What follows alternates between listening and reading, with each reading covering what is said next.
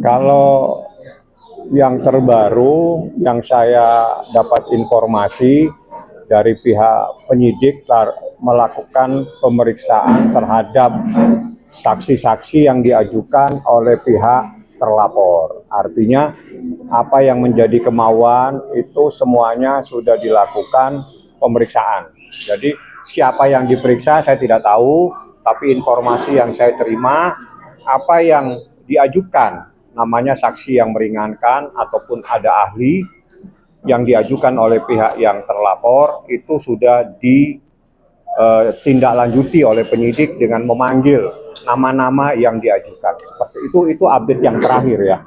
Tapi yang lebih mendetail lagi alangkah baiknya hari Senin coba tanya ke Ibu Humas. Karena saya pada informasi yang terakhir itu baru beberapa hari yang lalu yang saya terima dari pihak penyidik memanggil beberapa saksi termasuk dokter yang melakukan USG.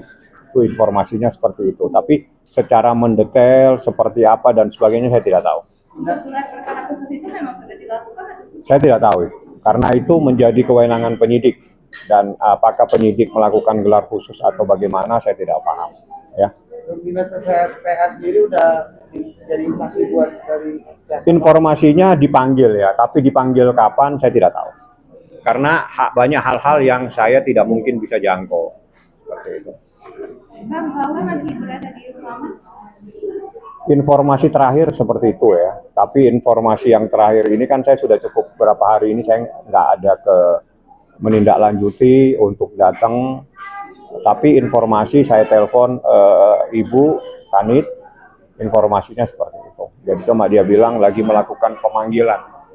Untuk komunikasi dengan dari kita mencari sendiri dengan Laura seperti apa? Wah, tanya Niki, tanya. Pas kalau ada Niki tanya aja ya.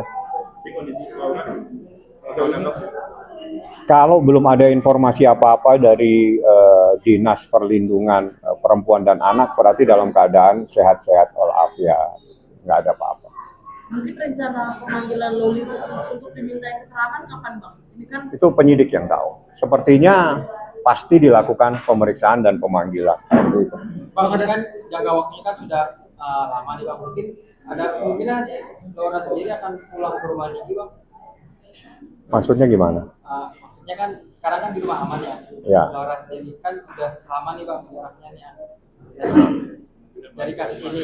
Kan ini kan dalam proses ya. Jadi itu dalam rangka proses pemeriksaan, proses penyidikan. Kepentingan penyidikan itu pasti yang memahami nanti dari pihak penyidik. Apakah tetap di rumah aman, ataukah nanti di rumahnya Nikita, ataukah masih diperlukan dia tetap di rumah aman. Saya tidak bisa memberikan jawaban. Karena saya tidak punya kewenangan untuk menjelaskan itu. tapi dari Laura sendiri ada keinginan ingin pulang nggak? Nanti kalau ketemu Laura saya tanyakan. Bang, ada kemungkinan Laura dikonfrontir dengan Fadil nggak sih Bang? Nggak diizinkan? Bukan tidak diizinkan, relevansinya apa? Konfrontir gitu Bang? Konfrontir itu kalau ada dua orang memberikan keterangan yang berbeda. Misalnya Anda bilang yang memukul adalah namanya Budi. Habis itu ada lagi si C bilang yang memukul namanya Yanto. Nah kan berarti kan ada dua orang memberikan keterangan yang berbeda. Adanya sebuah peristiwa itu dikonfrontir. Yang benar siapa? Berarti tidak ada kemungkinan Laura dikonfrontir sama Fadil gitu? Iya, dikonfrontir untuk apa? Kan pertanyaannya itu. Kalau dikonfrontir untuk apa? Kira-kira yang akan ditanyakan apa? Mungkin tentang perasaannya atau gimana, atau benar kejadian yang sebenarnya? Saya kan tidak ngurusin perasaan. Kalau Anda mau tanya perasaan, jangan ke saya. Nanti cari yang bagian ahli perasaan. Bang, infonya kan hari Jumat kemarin, padahal kan menurut Karasman akan menerima surat. Nggak paham saya. Kalau hal-hal yang langsung kepada terlapor, saya tidak mungkin bisa menjangkau karena itu menjadi kewenangan penyidik yang akan menyampaikan. Kalau sampai saya tahu, bagaimana saya bisa tahu sedangkan saya bukan menjadi orang yang menjadi pengacaranya terlapor. Jadi saya nggak paham. Tapi nanti kalau misalnya Humas menyampaikan berarti benar. Tapi kalau saya tidak tahu. Artinya tanggapan abang sendiri gimana sih dengan Ya, prosesnya memang harus berjalan. Harus berjalan prosesnya seperti itu. Nggak ada masalah. Ini kan masih mau pemeriksaan, masih terus berlanjut pemeriksaan dari saksinya pada sendiri ya Pak. Apakah dari Niki sendiri nantinya akan menambah lagi? Enggak ada. Lebih dari cukup.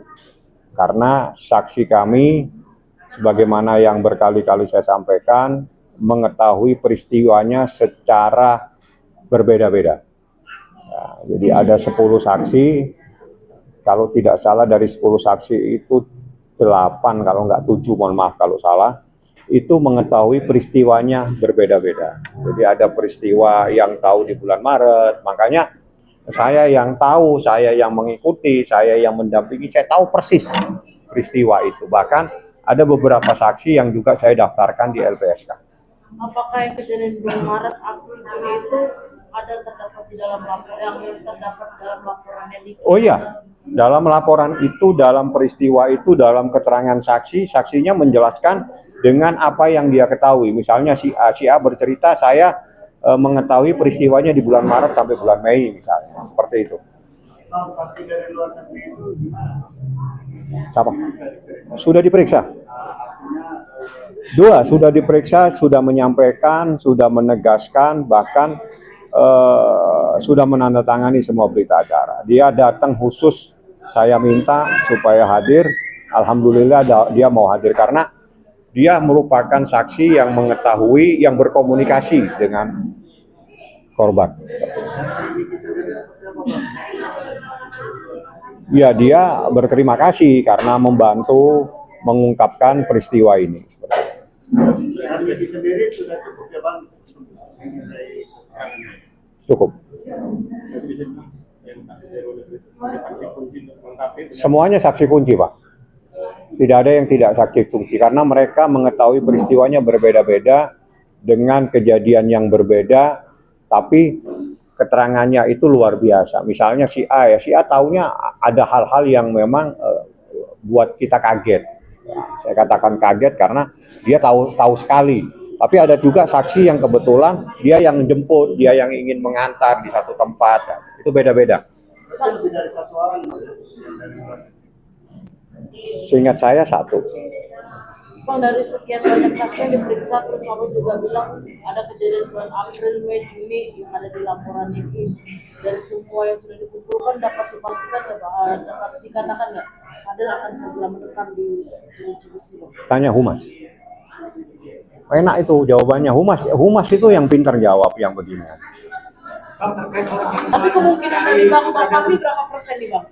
Kenapa? Kemungkinan dari Bang Fahmi berapa persen dalam setiap yakin? Saya kan saya kan bukan ahli hitung menghitung, ahli hukum. Kalau ahli hukum yang saya laporkan adalah dugaan tindak pidana. Kalau dugaan tindak pidana, saya akan mengerucut kepada pasal yang saya laporkan. Pasal yang saya laporkan itu ancamannya minimal 5 tahun, maksimal 15 tahun. Menurut KUHAP, pasal-pasal seperti ini ada kewenangan alasan objektif untuk melakukan penahanan. Jadi itu teorinya yang ada di KUHAP. Kalau menurut prosedur hukumnya sendiri ini kan nanti pemeriksaan dari saksinya Fadil juga sudah dipenuhi, artinya semua sudah diperiksa kembali, berarti aturan hukumnya ini sudah menetapkan tersangka. Prosesnya seperti itu.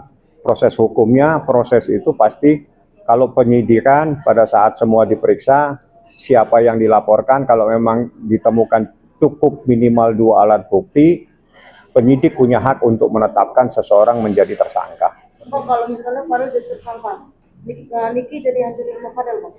Nanti kalau ketemu Niki tanyain. Ya, oke?